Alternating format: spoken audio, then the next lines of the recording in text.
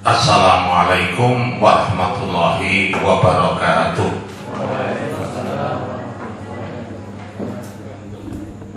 Alhamdulillahilladzi khalaqal mauta wal hayata liyabluwakum ayyukum ahsanu amala wa huwal azizul ghafur. Asyhadu an la ilaha illallah wa asyhadu anna Muhammadan abduhu wa rasuluh. Allahumma shalli ala Muhammad wa ala alihi wa ashabihi wa man tabi'ahum bi ihsanin ila yaumiddin, amma ba'd. Bapak, para sederek, pimpinan cabang Muhammadiyah Waru, mobil khusus KOP, mau balik ini, kamu balik Muhammadiyah PCM Waru. Syukur kita aturakan, kita panjatkan kepada Allah Subhanahu wa Ta'ala. Kita memasuki musim kemarau yang ketiga udan di Cilowong yang parine jeblok bisa ketututan. Pripun? Oh, di Costa ketututan. Dan tidak sumuk ya. Kalau nggak hujan kemungkinan panas ya. Tadi malam kita kembur bias. Malam ini tadi disampaikan oleh Pak Sarwiji waktu khusus nih, karena terkait ini kesehatan, dan biasanya kalau kajian terkait dengan kesehatan itu jarang yang memberikan. Soalnya nih orang dokter orang pas, dokter biasanya sok keliru karena banyak di dalam medsos itu menyampaikan sesuatu yang bukan ahlinya, itu malah bikin repot, bahkan timbul hoax. Coba untuk contoh yang terkait dengan COVID itu luar biasa hoaxnya, dan yang ngomong bukan orang yang punya kapasitas untuk itu. Jadi ngalor ngidul ngitang ulon, yang bingung umat. Padahal sebetulnya kalau kita membaca sesuatu itu, berita itu bisa dilihat dari satu sumber beritanya, dari mana, kredibel atau tidak, karena ada sumbernya. Yang kedua, ahli tidak dia. Contoh yang paling sering menimbulkan kita heboh itu kalau terkait dengan COVID, satu itu Ihsan Tanjung, dua kemarin saya baru dengan Ustadz Alfian Tanjung, modal Tanjung ini, Cici Ihsan Alfian. Kemudian saya sering juga berdialog dengan beberapa Ustadz ini terkait dengan permasalahan ini, dan akhirnya mereka menyadari keliru. Terakhir ini Ustadz Alfian Tanjung, yang mengatakan sabun ulama dirawat karena COVID, akhir-akhirnya mati kan gitu. Itu sampai viral, sehingga seakan-akan kalau ada ulama yang masuk ke rumah sakit karena COVID mati. Bahkan mencontohkan Abu Janda. Abu Janda itu bisa ngomong kok bakalnya mati. Itu kan Abu Janda bisa ngomong karena yang bersangkutan sudah masuk ICU, kemudian dipasangi ventilator. Kalau enggak ya enggak berani ngomong kayak gitu. Konsekuensinya besar, kalau mengguli salah, habis dihabisi. Jadi banyak sekali yang seperti itu. Jadi monggo nanti dalam diskusi mungkin mau mengetahui yang sebenarnya. Nah, terkait dengan kesehatan itu memang betul gitu kok.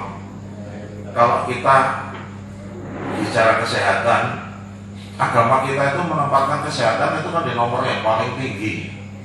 Sampai dikatakan oleh Rasulullah nanti nikmat pertama awalu yahkasabu anil abdam minal ni'am. Dari pertama awal nikmat yang ditanya itu adalah kalimat asikulah kajismu. Sehatmu mau gopo, badanmu ketika sehat untuk apa? Ikutanim khamsan qabla khamsin.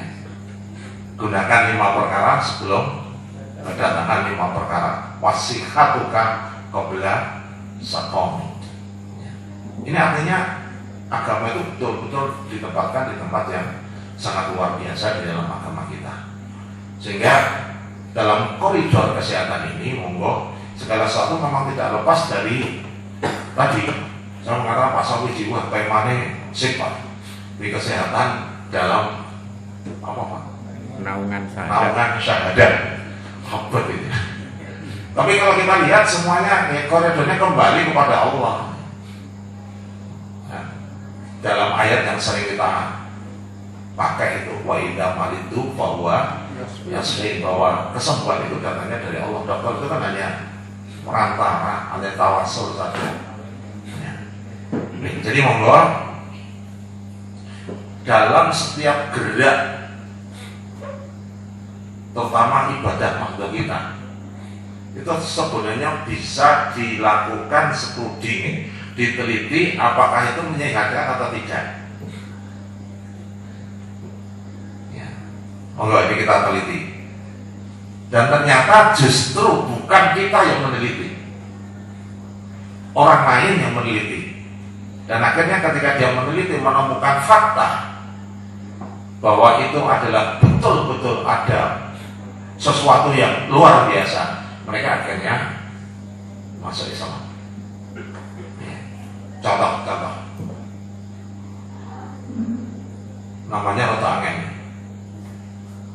von Evenherz, orang Austria. Dia meneliti wudhunya orang Islam bertahun-tahun, dia teliti.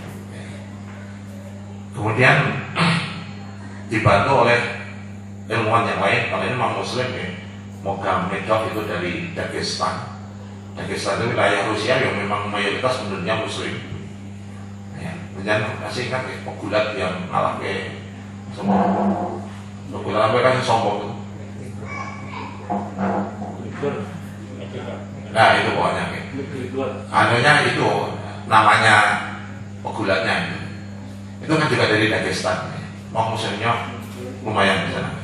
Nah, si Evenherz ini dia meneliti tentang konsep wudhu dengan mengacu Quran surat Al-Maidah ayat 6. Karena kita kebanyakan wudhunya tidak pas dengan surat Al-Maidah ayat 6. Coba nanti kita lihat.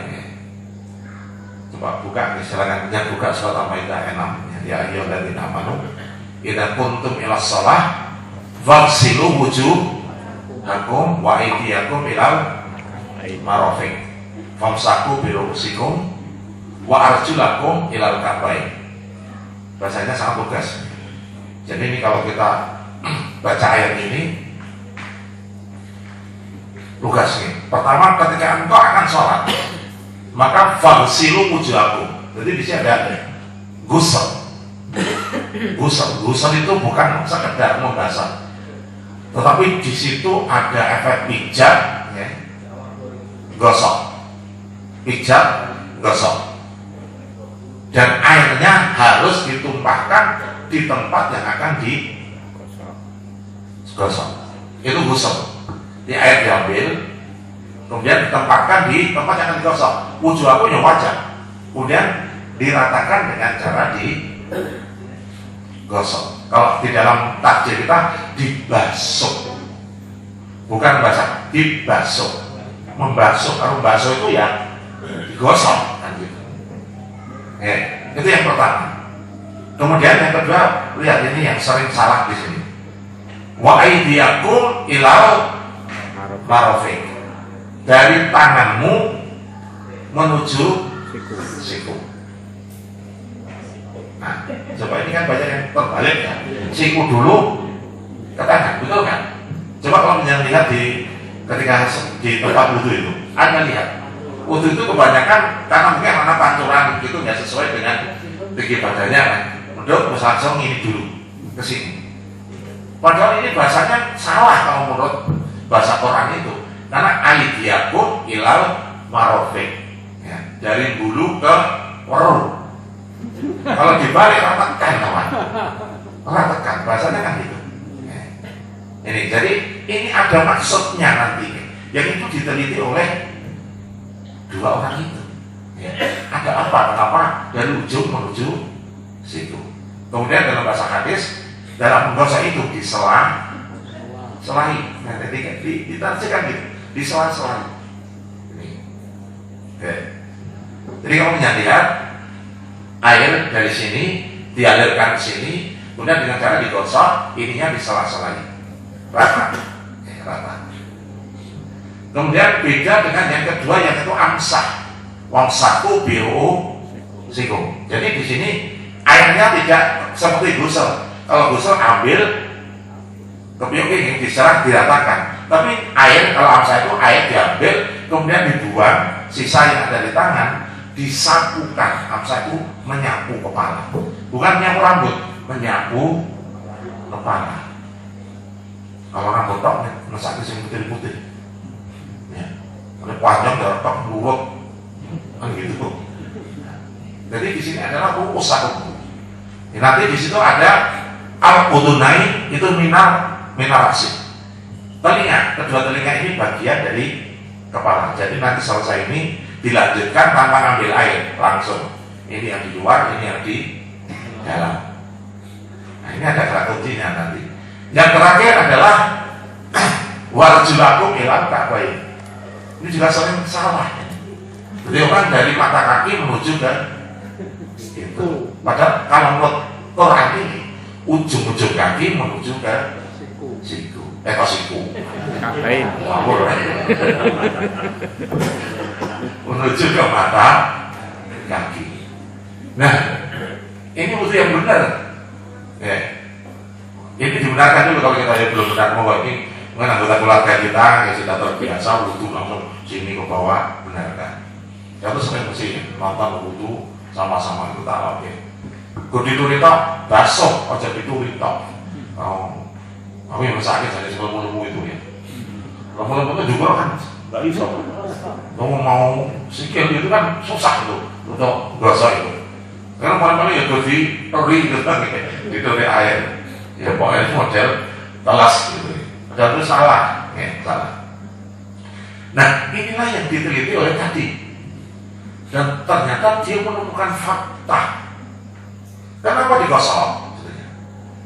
Ternyata di daerah yang diwudoni itu terdapat titik-titik akupuntur yang sangat banyak. Ada titik bau usau, bau peng, titik-titik itu. Di sela-sela ini, kalau di muka itu di dahi, ini titik-titik di telinga ini banyak lah ini. Jadi kenapa kalau anak-anak nakal itu dijewer gitu ya? Ini mungkin ya karena genora nakal ya, dijewer. Jadi ditemukan fakta di titik-titik itulah akan dilakukan satu aktivasi,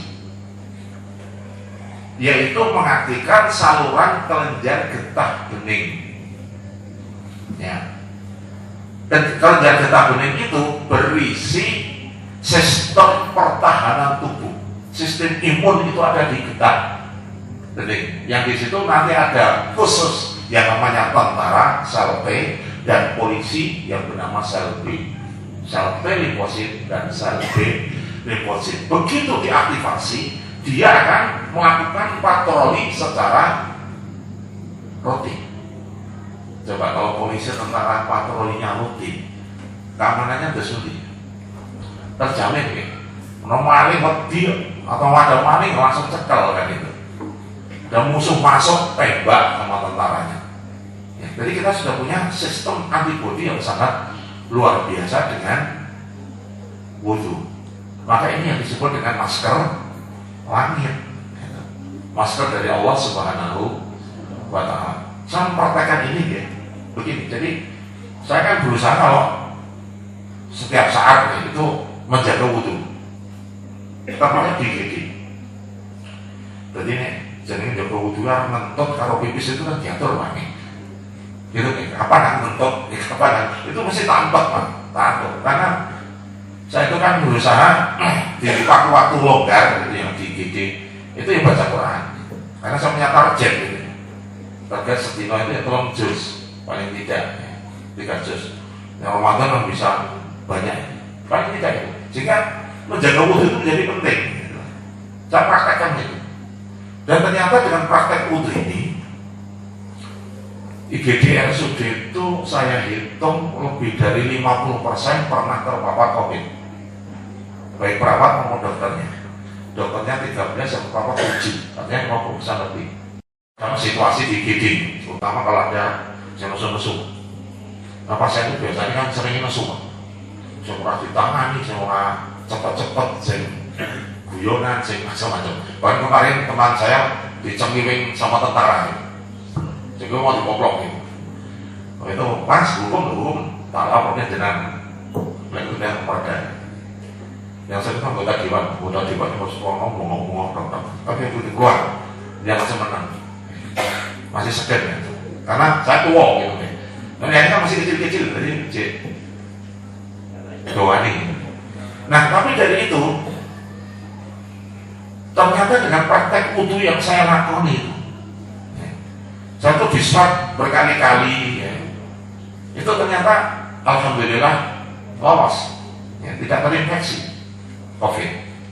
Padahal di IGD itu paling riwin itu karena angkatan pertama itu juga di situ. Kalau orang sehat nggak duduk di situ kan. Bahkan sudah terang-terangan COVID langsung duduk IGD, langsung lebu gitu. Ada yang seperti itu. Nah, tapi yang paling sering itu ngapusi. Pulang dari Jakarta Pak, boten. Tapi begitu nanti keluar datang itu duit 3 bulan dari Jakarta. Kalau diperiksa COVID positif. Padahal di teman-teman gitu. Dan lain sebagainya dan lain sebagainya. Jadi saya membuktikan itu untuk saya pribadi. Ternyata betul apa yang menjadi ciri wudhu itu untuk menangkis itu insya Allah bisa. Walaupun ya kita harus jangan umum gitu kan. Aku wudhu sakit itu bisa kayak India nanti kayak India. Ini saya mempraktekkan satu tip untuk bagaimana konsep sehat dengan cara yang sudah ditentukan oleh Allah dan Rasulnya, dan ternyata hasilnya luar biasa yang menyebabkan seorang Van Evenhef itu berubah namanya menjadi Baron Umar dan masuk Islam, orang Austria. Ini luar biasa. Hanya menjadi wudhu bertahun-tahun, tapi di luar negeri itu seperti itu bertahun-tahun, nanti tahu-tahu gelarnya dokter. Saya tuh dulu pernah membaca buku, cuma judulnya sederhana, mana letak lutut ontak, mana letak lutut ontak, itu sampai bukunya tebel. Jadi ulama-ulama itu gula semua, padahal akhirnya ya lutut saya apa jempol saya itu nggak masalah gitu, nggak masalah, karena yang dimasalahkan itu ojo kaya onton jeruk itu riuh gitu loh Pak, cuma gedebuk gitu. Jadi lutut saya apa jempol saya itu nggak masalah. Nah ada lutut dulu mau buat debuk gitu ya, dibandingkan tangan halus gitu. Itu yang jadi masalah gitu. Itu kurang dokter. Kalau taksi ini lutut dulu gitu loh. Lutut sama dukun. Tangan maksudnya, tangan deh. Itu. Membaca itu cuma desktop dokter loh Pak. Dokter cuma itu dibanding kan khusus. Memang kalau dokter itu kan khusus. Ya nek S1 kan izin umum sifatnya, S2 manajerial, jadi S3 khusus gitu. Nanti kalau guru besar itu hanya ada satu topik tempe dan wahni gitu, apa kayak gitu kan profesor itu artikelnya. Nah Bapak dan saudara yang menghormati, ini salah satu konsep sehat yang sudah teruji dan diteliti, ternyata menghasilkan yang luar biasa. Oleh karena itu monggo kita benarkan wudhu kita sebagaimana yang sudah ditentukan di dalam HPT kita. Itu harus sesuai dengan HPT. Ini yang pertama. Kemudian konsep yang kedua, konsep tidur, karena ini penting. Tadi wudhu itu pasti kita laksanakan, pasti. Karena kita pasti setiap saat wudhu. Sholat wudhu, mau tidur wudhu kan gitu, mau gituan wudhu loh Pak. Mau gituan wudhu bener Pak. Kalau Ini gua bisa wudhu apa-apa gitu. Itu. Jadi silakan, itu ada gitu aja wudhu, ada aturan mainnya. Wudhu terlebih dahulu. Ya. Mas sering memuji manten, Mas, wudhu apa saya menunggu? Dongannya apa lah? Dongannya apa? Tapanya Allahumma barik mana, barik fima rojatana. Tapi dongan mana ya semua? Barik apa gitu. Jadi apa tidur, karena yang tadi wudhu itu setiap hari kita laksanakan juga, tidur kan juga demikian. Ternyata konsep tidur pun ini yang meneliti juga bukan kita.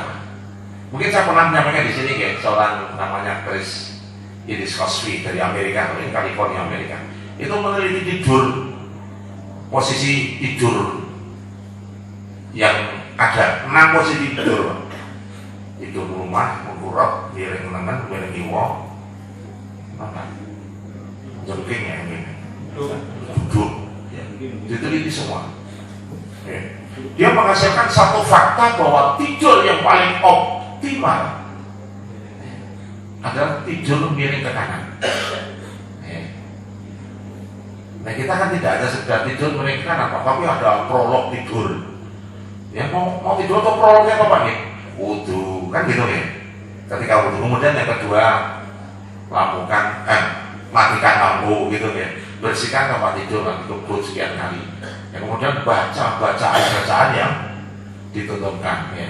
Ada baca doa tidur, ada pikir-pikir tidur. Di situ Imam Mas'ud menyarankan 10 surat ayat dari Al-Baqarah kan gitu. Mulai dari 5 ayat pertama, ayat kursi, ya. Kemudian baca surat Ikhlas, Falaq, Anas 3 kali baca pikir ini, pikir itu, ya. Kemudian merenung, baru tidur miring ke kanan. Itu prolog sama tidur. Epilognya tidur panjang lagi, Pak. Panjang lagi. Tapi saya hanya menjatuhkan tidur yang miring ke kanan. Kenapa tidur miring ke kanan itu optimal?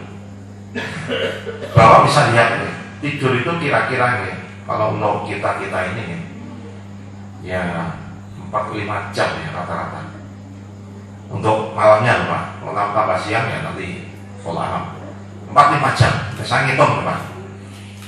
Misalnya tidur jam 10, kalau 5 jam kan jam 3.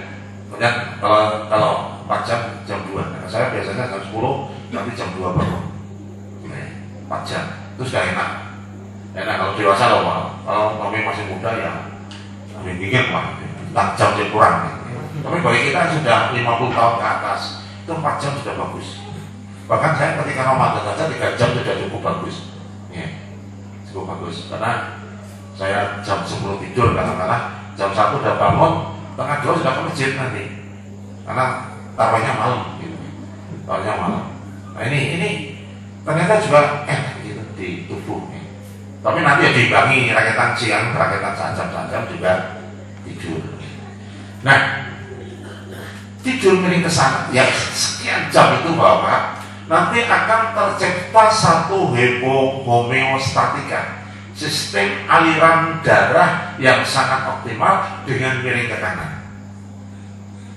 Ya. Kenapa miring ke kanan? Bapak, saudara bisa lihat, ketika kita dalam posisi miring ke kanan, organ-organ vital itu ada di kiri, berada di kiri. Otak yang di atas otak kiri. Otak kanan itu untuk keterampilan, ya, keterampilan. Dan ini turun kan nggak perlu toh Pak. Mau tidur keterampilan.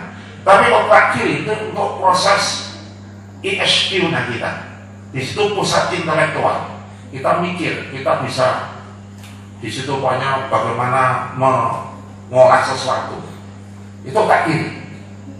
Ketika otak kiri berada di atas, artinya tekanan dalam otak kiri itu lebih kecil daripada otak kanan. Itu Pascal Pak, sekolah. Itu Pascal. Pascal itu tekanan yang di bawah itu lebih tinggi daripada tekanan yang di atas. Kalau tekanan di atas itu lebih rendah daripada yang di bawah, maka akan terjadi hipoksia. Hipoksia itu kekurangan oksigen di otak. Orangnya ngantuk. ngantuk langsung tidur, gitu loh Pak. Enak orang tidur. Dan ini fisiologis, bukan patologis. Artinya dengan oksigen yang seperti itu tidak mengganggu sistem. Coba kalau tidurnya miring ke kiri Pak, jadi otak kiri ada di bawah, tekanannya lebih tinggi. Arab turu raiso Pak, mikir utang, mikir sesok begini begitu, mammogram kerja, masih turu Pak. Maka ketika kita kesulitan tidur, maka coba ubah posisi tidur kita, walaupun yang mikirnya tisu tuh. Pak, mulai keren Pak, yang saya ambil lagi, buang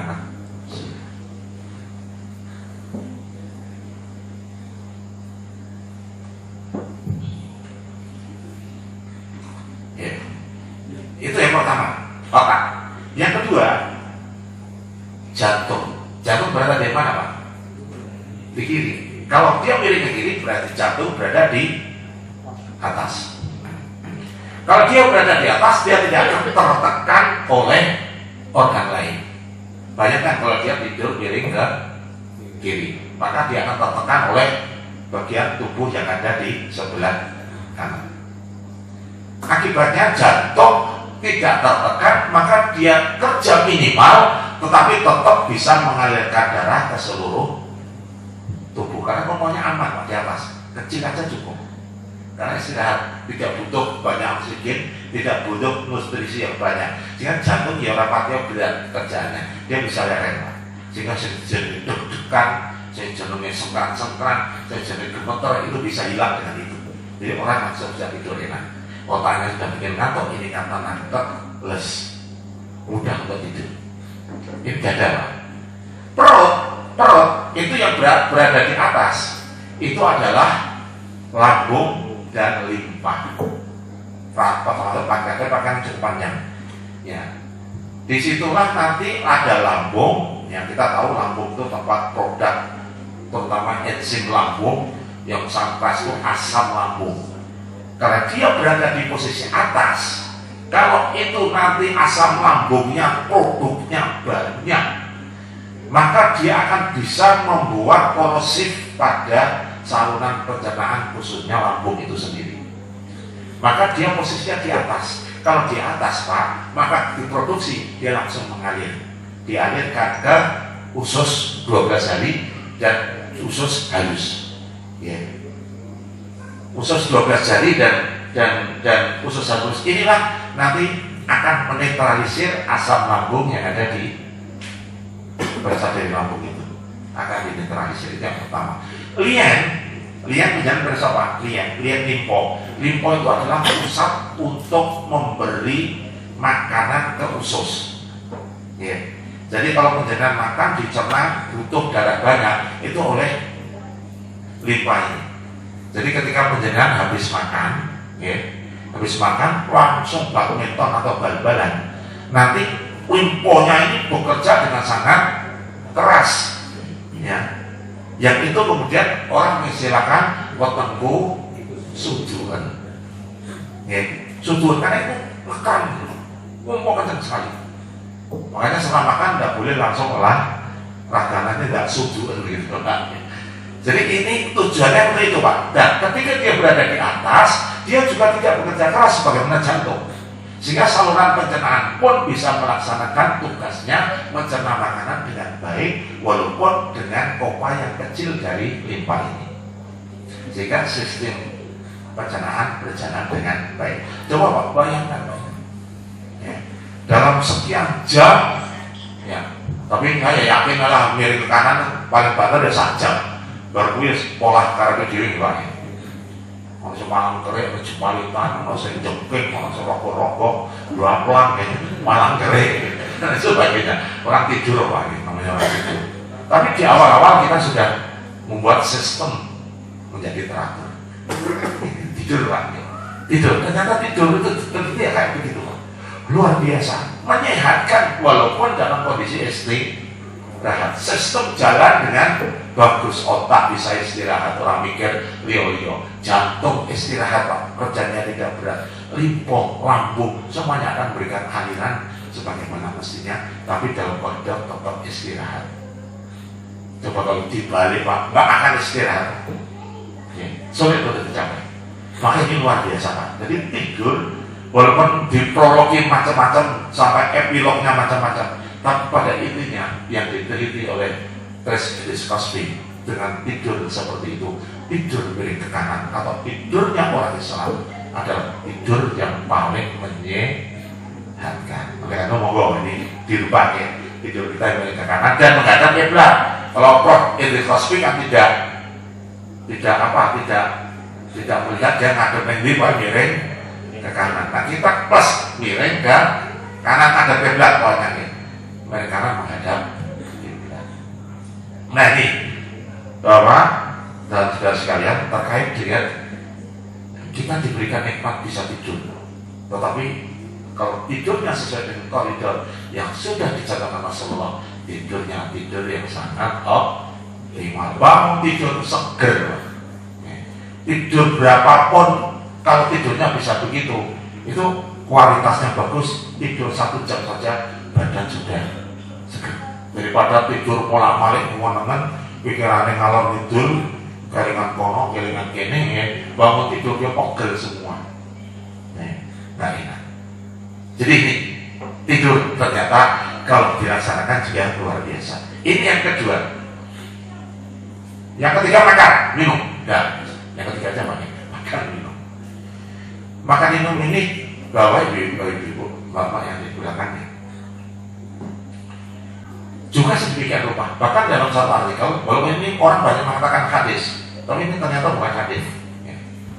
Yang menyebut bahwa nahnu qaumun la naqul hatta naju wa idza akalna la nasba.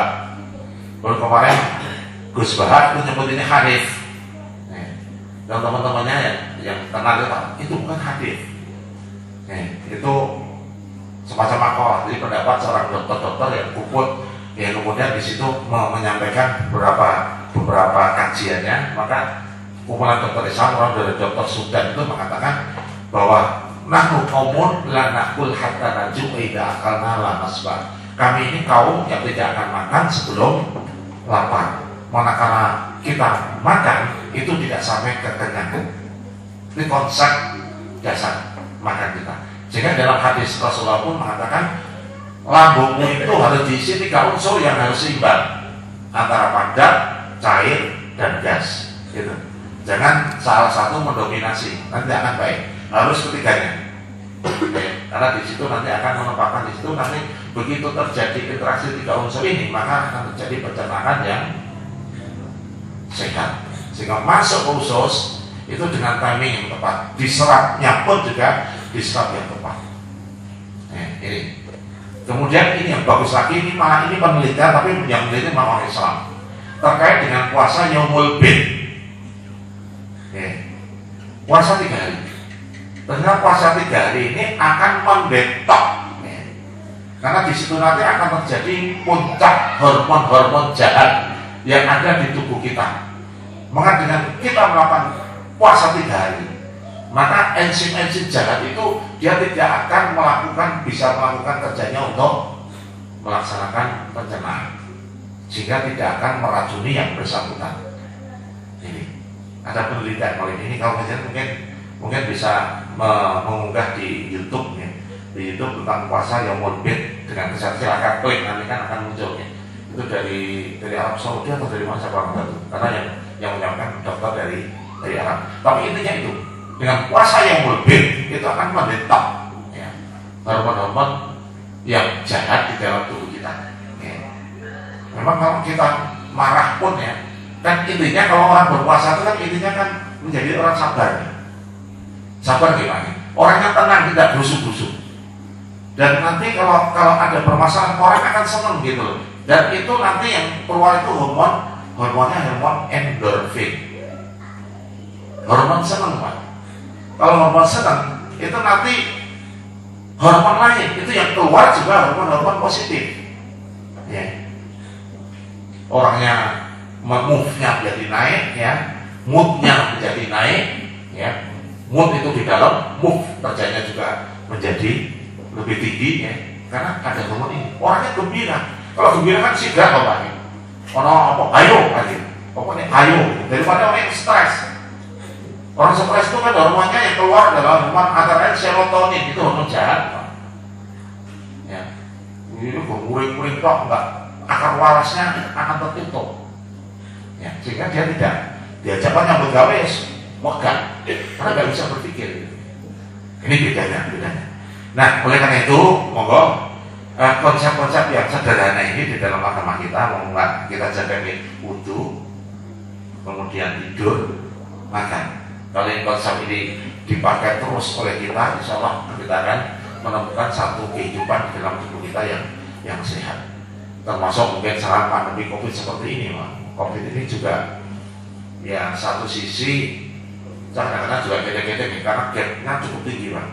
Gap antara orang yang saking takutnya dengan COVID, takut bukan main, tapi sampai orang yang tidak percaya COVID, itu gapnya terlalu tinggi, Pak, panjang banget. Ya. Sehingga ada orang misalnya, saya punya teman dokter, kumpul nggak berani. Nih periksa pasien itu pilih dia nggak praktek, atau kalau dia praktek itu statusnya disambung, Pak, pakai gitik ini. Jadi orangnya di situ, Pak, gitu. Pokoknya iso rungu gitu. Itu saking takut tadi pakai APD komplit, pakai asmat.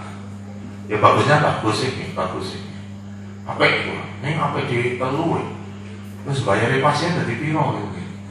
Karena asmat komplit itu 1 jutaan, Pak. Prakteknya 1 juta dulu, Pak. Komersialnya 10, waktu itu saya 100, dan saya itu pakai babu gitu. Pakai babu. Belum obat ya. BPJS lah rugi, nanti BPJS dia. Jadi ini yang ada seperti itu dokter. Tapi ada yang nggak percaya, hanya kalau itu apa istilahnya dokter loh, Pak, ada spesies penyakit dalam. Dia mengatakan ini hanya flu-like syndrome. Jadi gejalanya memang seperti flu, tapi tidak akan menyebabkan mati sampai sekarang. Tapi setelah ditanya menyetel pasien, ternyata tidak menyetel pasien dan tidak diberi karena mesake pasiennya untuk tidak diobati sesuai dengan pedoman dari Kemenkes. Gapnya terlalu tinggi. Nah, monggo, kita sebagai umat Islam tenang saja. Saya hanya menyampaikan, Pak, mungkin berita hoax sudah terlalu banyak. Ya, kita pedomannya sudah ada. Ya, Muhammadiyah sudah punya MCCC. Ya.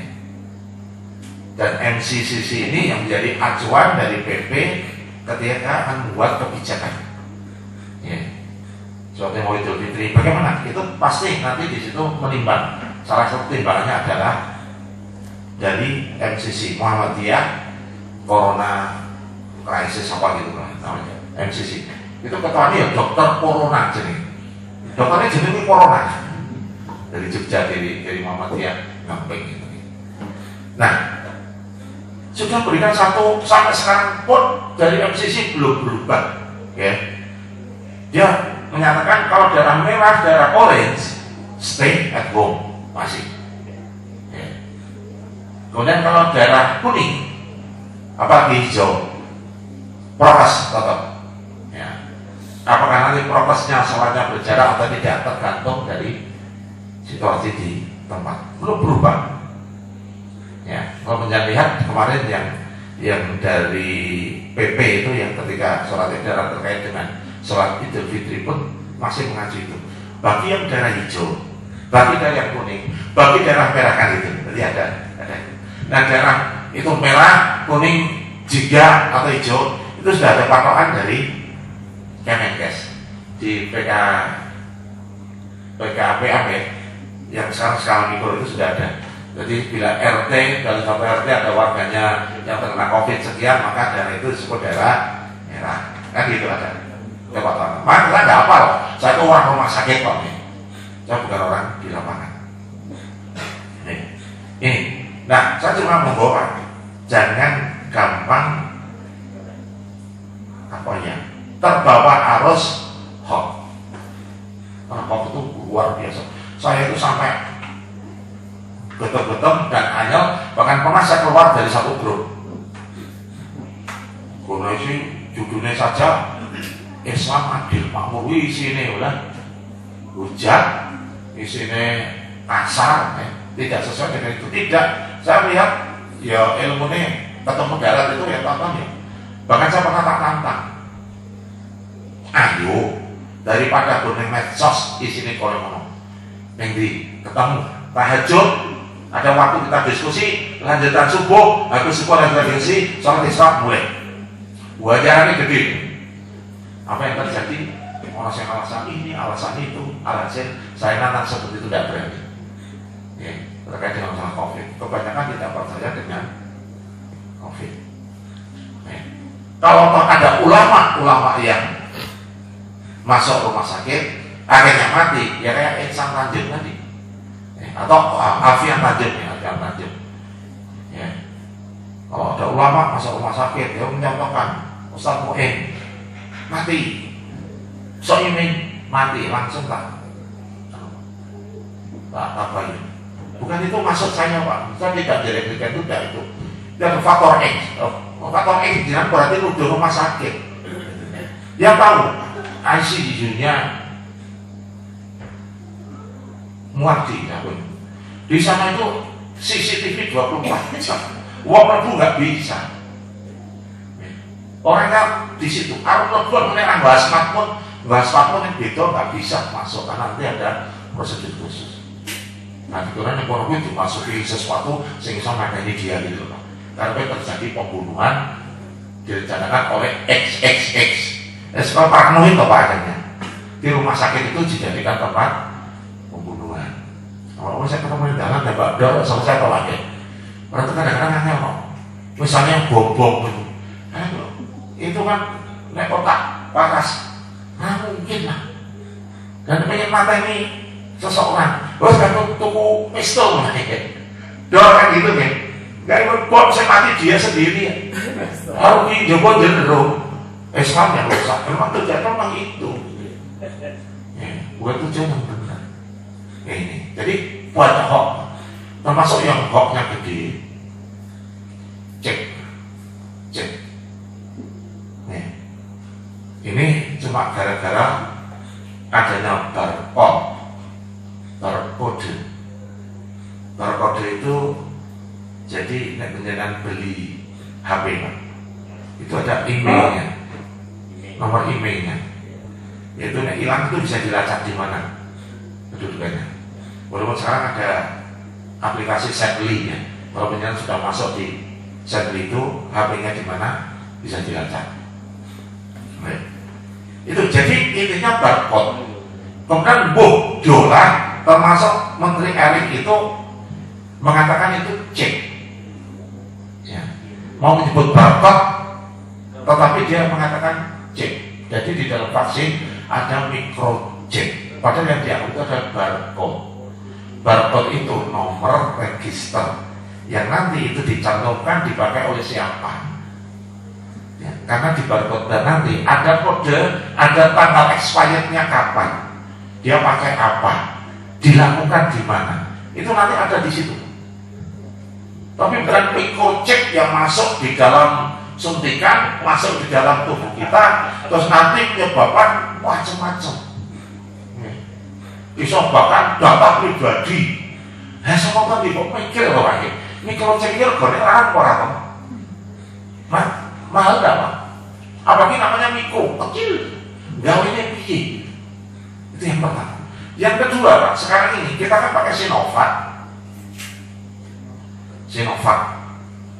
itu dulu pertama dari Cina, ya. Tapi karena teknologinya itu sama dengan yang dimiliki oleh Bio Farma, kemudian akhirnya diproduk oleh Bio Farma. Ya, kalau dari Cina itu single dose, satu vial untuk 1 orang. Kalau Bio Farma satu vial untuk 8 sampai 10 orang. Ya, itu jadi kalau penjelasan itu kasih 8 sampai 10 diantri dulu itu dari Bio Farma. Pertanyaannya apa? Apa yang mentolo Bio Farma memberikan microchip di situ? Itu yang pertama. Kemudian vaksin, yang kedua, vaksin itu diproduk oleh banyak negara. Cina produk, Jerman produk, Inggris produk, Rusia produk, Amerika memproduksi, Indonesia memproduksi. Pertanyaannya, cek sing piye sing kersane? Apa dilebokke nang Pfizer Jerman nanti dimasukke suntikan yang Cina dan nanti orang-orang Cina diketahui berada di mana dan sebagainya. Nggak masuk akal. Dulu bahkan ada itu proyek Bill Gates gitu ya, yang akan membunuh 7 miliar. Silakan dicek fakta ya, jadi ada postingan mengganggu, langsung saja yang di Google cek fakta masalahnya apa? Bill Gates vaksin, nanti akan keluar tulisan-tulisan. Ternyata semuanya adalah hal. Bill Gates ditangkap, Bill Gates dibakar, dibakar dia supir. Gajinya dia 1 menit itu bisa untuk 1 bulan sak Sukoharjo. Gajinya Bill Gates. Mana ada ngitung-ngitung? Gajinya Bill Gates. Gitu.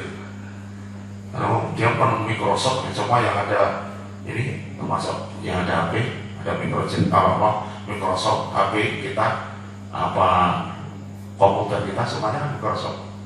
Itu adalah milik Bill Gates. Nah ini yang terjadi. Jadi monggo lah yang tidak masuk akal, termasuk yang terakhir pondok gama. Itu, dia buktikan di wabar kok telesi di pusat terus ditempeli. Nggak usah disuntik, kan ini aja. Kelek. Soalnya buktikan kata video sampai sini kelek semua. Apalagi saya orangnya gampang mengingat. Ya, jadi bahasa duit kurang nempel, kalau di kertas, tak kami ini nggak mungkin bakal kertas. Orang panik. Kenapa malah beneran loh Pak? Wah masih tiba kali ini.